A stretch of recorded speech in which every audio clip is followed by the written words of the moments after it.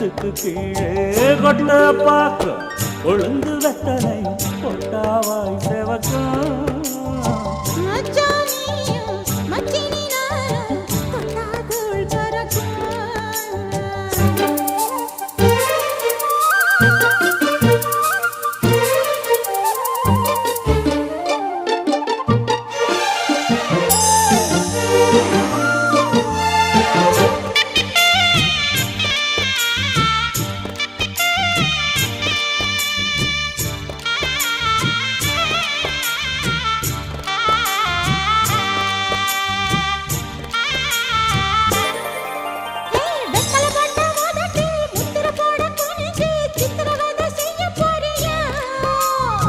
வெத்தலை கையில் எடுத்து